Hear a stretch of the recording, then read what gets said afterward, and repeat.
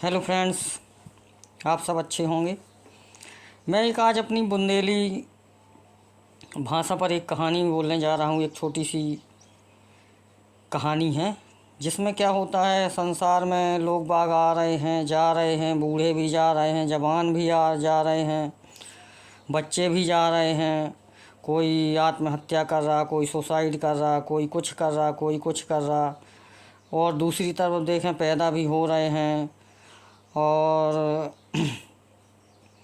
जो यंगस्टर हैं वो अपना काम कर रहे हैं, जो मान लो ओल्ड एज हैं वो भी अपने तरीके से अपना सब कुछ कर रहे हैं। तो ये जो प्रकृति है, इसमें आप देखिए, एक जो पेड़ होता है उसमें हरे पत्ते रहते हैं, फिर धीरे धीरे वह पत्ते पीले होते हैं, फिर वो पत्ते एक दिन गिर जाते हैं। तो हमें ये प्रकृति का बहुत अच्छा लगा कि वो सब कुछ मतलब मैनेज किए हुए है, सब कुछ संभाले हुए, ऑल थिंग्स।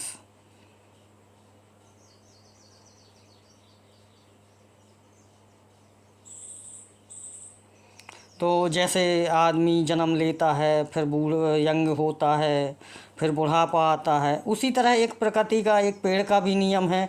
सबसे पहले बच्चा होता है, फिर बड़ा होता है, फिर पत्ते पीले होते हैं, हरे होते हैं, फिर धीरे धीरे सूख के पत्ते गिर जाते हैं। उसी तरह आदमी पे अप्लाई करता है कि जैसे बच्चा है, फिर यंग हुआ, फिर उसने अपने काम धाम और जो भी उसको दायित्व मिला उसने अपना दायित्व निभाया। उसके बाद बुढ़ापा आता है।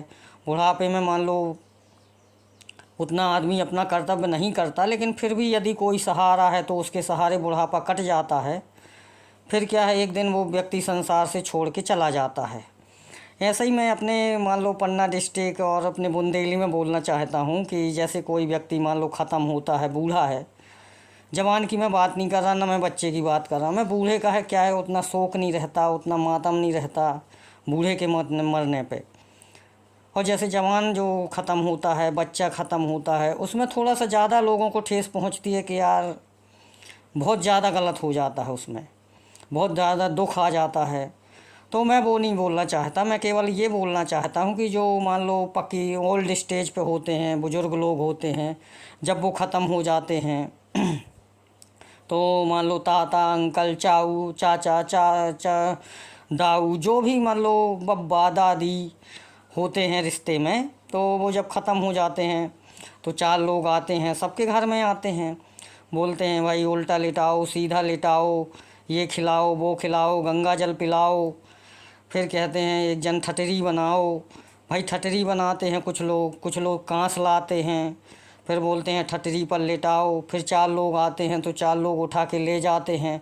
न शमशान घाट ले जाते हैं, न मुर्दा घर ले जाते हैं, न सौदाह ले जाते हैं। हमारी भाषा में बोलते हैं चिटकहानी ले चलो, चेटका पर ले चलो। तो उनको किसी प्रकार वहाँ चेटका पर ले जाते हैं। फिर पंडित जी आते हैं आगे आगे, बोले 7 परिक्रमा लगाओ। फिर वो 7 परिक्रमा करते हैं। फिर थूतन में लूहर दताओ। इस तरह की मान लो हमारे यहाँ की भाषा है, अच्छी है। हम तो गर्व है हमारी भाषा पर, हमें कोई दिक्कत नहीं है। जैसे हमारे बागेश्वर बाबा जी बोलते हैं, उससे हमें कोई दिक्कत नहीं है। अच्छी भाषा है, बहुत हमसे अच्छे तरीके से बोलते हैं। हम तो क्या है, थोड़ा खड़ी हिंदी यूज कर लेते हैं। फिर लूहर दताओ, अब बोलते हैं कि भाई एक जन यहाँ रहेगा, सर फूटेगा, मुड़िया फूटेगी, तो तुमको एक जन को यहाँ रहना पड़ेगा। तो फिर वो जो 2 भाई रुकते हैं, जो भी हैं 2 सगे रिश्तेदार, वो रुकते हैं। तो वो बोलते हैं भाई राजश्री वगैरह लाओ, और हो सके तो पैक एक भी बना लो। कहने की बातें हैं, होता शायद ही कम है, लेकिन हाँ कहने की बातें हो सकता है। भाई कौन देखता वहाँ जाके तुम पैक लम मार रहे कि मुड़िया देख रहे कि क्या देख रहे हो, बस कहने की बातें हैं, उसमें कोई मान लो वो नहीं है। तो भाई बैठे हैं, एंजॉय कर रहे, बातचीत कर रहे, भाई ताके हुए हैं कि जब जो कुछ उछटेगा फूटेगा तो फिर से वहाँ हमें रखना पड़ेगा जलाने के लिए। तो हमारी भाषा में मान लो इस तरह बोलते हैं। फिर वहाँ से मान लो जला के सब लोग आते हैं। फिर हमारे यहाँ क्या है, बिना मान लो हमारे पन्ना डिस्ट्रिक्ट में, हमारे यहाँ बुंदेलखंड में जितने भी ज़िले आते हैं, इस सब में एक मान लो वो है कि अलग अलग जात का अलग अलग है, किसी के यहाँ गक्कड़, किसी के यहाँ खिचड़ी, किसी के यहाँ कुछ, किसी के यहाँ कुछ, इस तरह से मान लो अलग अलग खाना रहता है। तो अभी तक हमने जो खाया है वो बिना नमक की खिचड़ी खाते हैं, जिसको हम लोग बोलते हैं अलोनी खिचड़ी खाना पड़ता है। फिर उसके बाद 13 दिन की सफाई, दिन 13वीं, ये सब होता है आगे चल के। तो हमें लगता है कि आपको हमारी कहानी अच्छी लगी होगी। तो धन्यवाद, थैंक यू।